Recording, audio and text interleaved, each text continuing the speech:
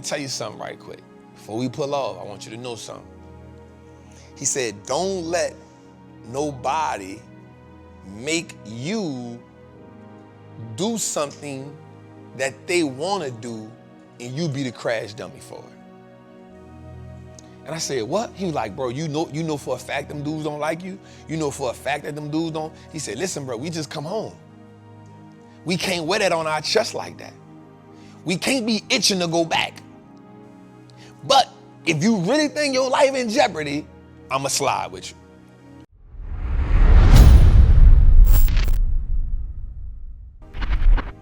And here's the thing about being obsessed with the process, Jose. You gotta get, so growth and comfortableness, they don't coexist. They're actually arch enemies.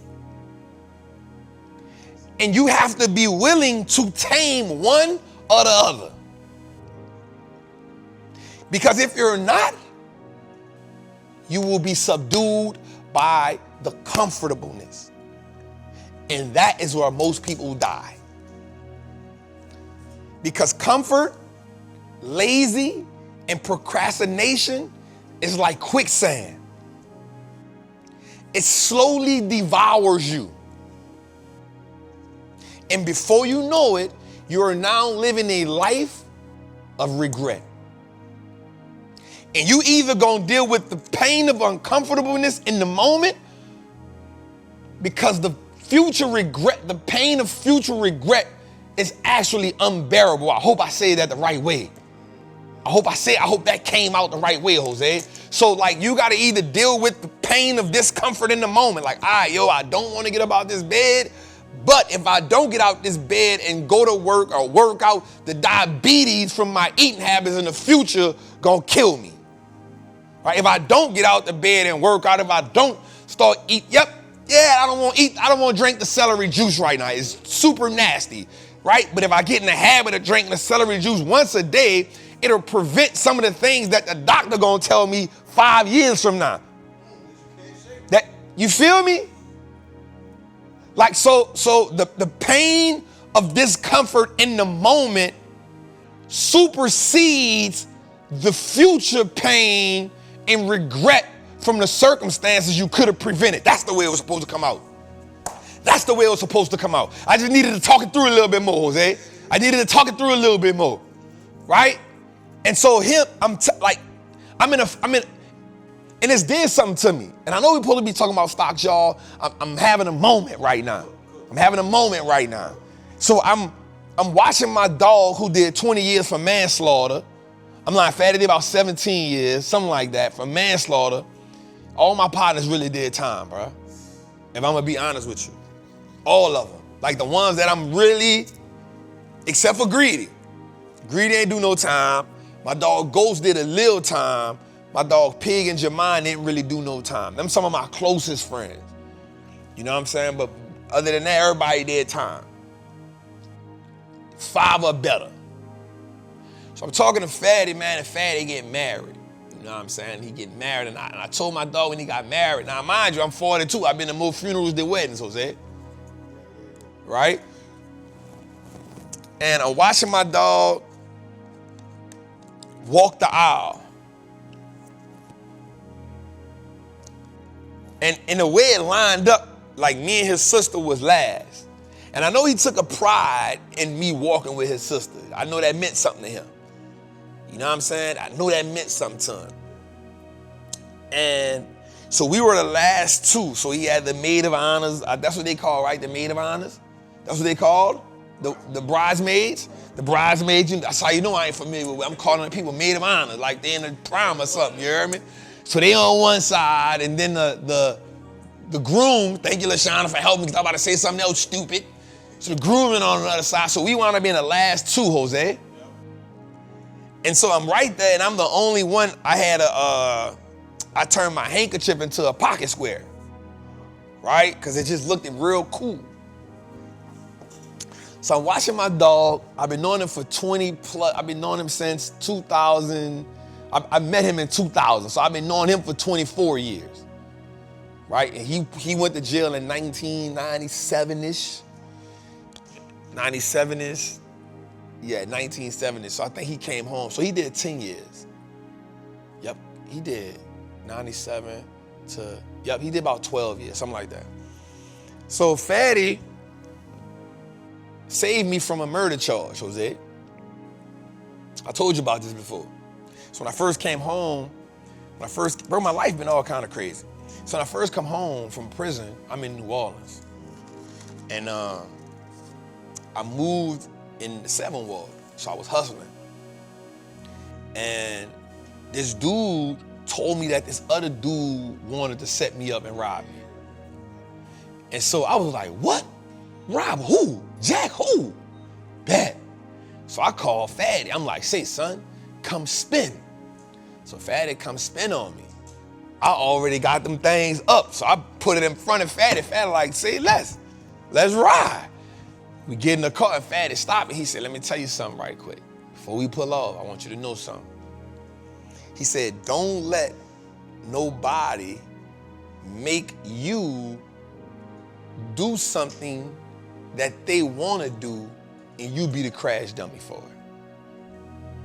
And I said, what? He was like, bro, you know for a fact them dudes don't like you? You know for a fact that them dudes don't? He said, listen, bro, we just come home. We can't wear that on our chest like that. We can't be itching to go back. But if you really think your life in jeopardy, I'ma slide with you.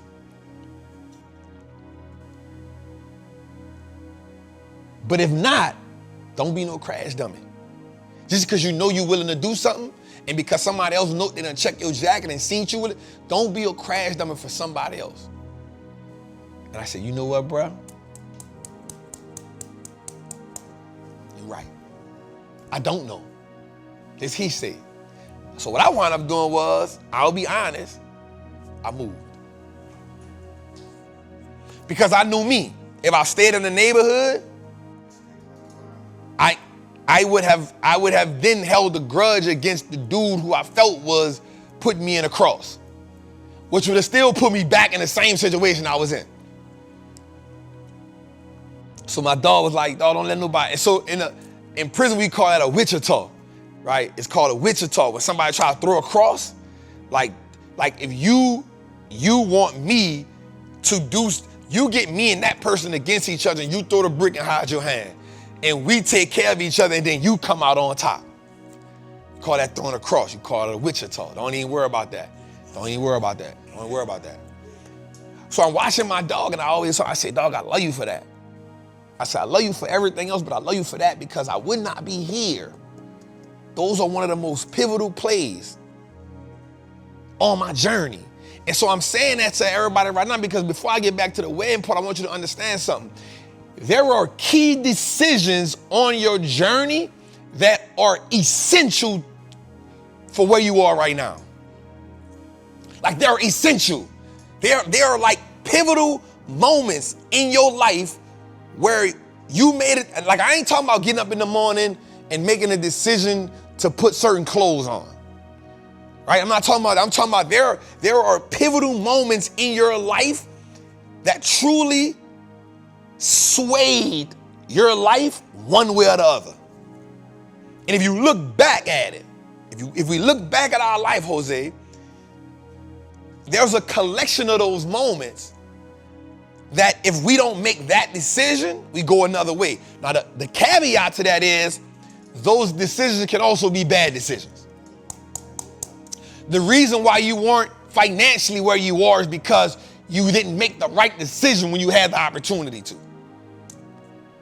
Right? The reason you aren't health-wise, the reason you aren't career-wise, the reason you aren't parent-wise, the reason you aren't marriage-wise or relationship-wise, because in the moment when you could have made the right decision, you didn't. All right, let me make this make a little more sense. Fellas, sometimes we get stubborn. Like she ain't call me, I ain't calling her, but that's your future wife, dog. That's your wife, dog. But you ain't call her, and now, watch this, Jose, the regret of not making the call was not she making somebody else happen. You like, damn, that's the one that got away. That's the one that got away right there. That's the one that got away right there. Damn, I let one get away from me. You feel me?